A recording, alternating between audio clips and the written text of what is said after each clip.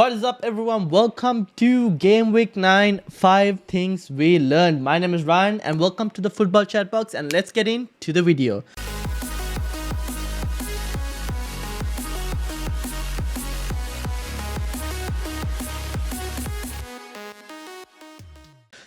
Starting off in number 1, Haaland Perma Cap. Now, it's come to a point where, just like last season, Haaland is going to be the Perma Captain for this season. Apart from Game Week 12, where City don't have a game, most likely going on from now until the end of the season, unless for some reason Haaland's form turns like how Salah's form turned after AFCON last season, which I don't really see happening, because he won't be going for the World Cup as well.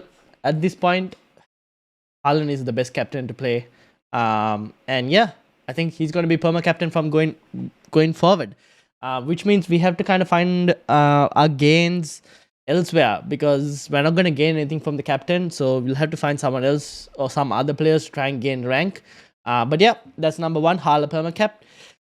Moving on to number 2, who is the next best City attacker now?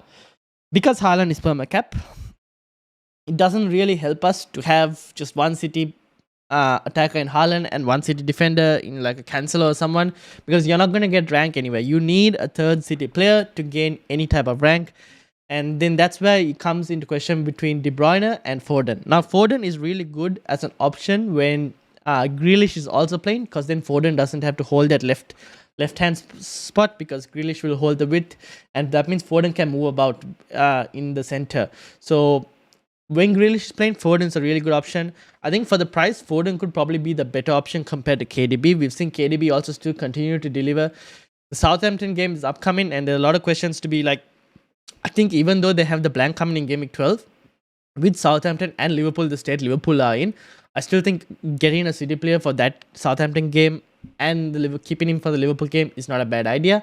So I'm looking between Foden or KDB, and that'll most likely be me switching Salah out because it failed. Salah captaincy failed, and yeah, I'll talk about that later as well. But yeah, who is the next best City attacker? Let me know in the comments down below. That's number 2. Let's move into number 3. Liverpool have problems. Now, Salah did get a couple chances, but overall, it seems like this Liverpool team have issues, and that's not good for FPL owners, because one, there's no one really to challenge Haaland in terms of the perma cap, and when that is the case, then it's going to be harder to make rank gains elsewhere, because the premium players aren't stepping up. Maybe Harry Kane is like ticking along easily, but Son on and off in terms of form, Salah not delivering. It's only City attackers right now in terms of premium, like KDB is the one delivering.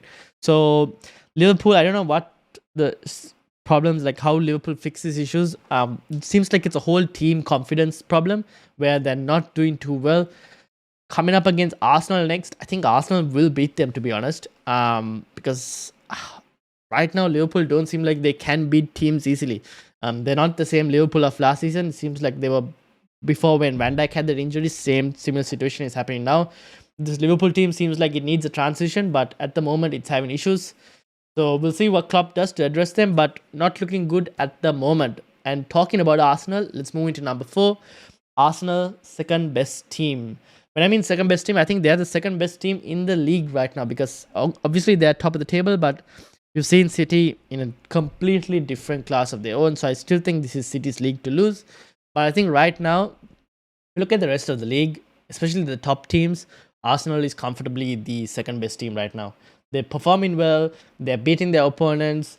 It's just everything is going well for them. And next game against Liverpool, I see Arsenal winning that game, to be honest. The state that Liverpool are in, the form that Arsenal are in, I see Arsenal winning that game.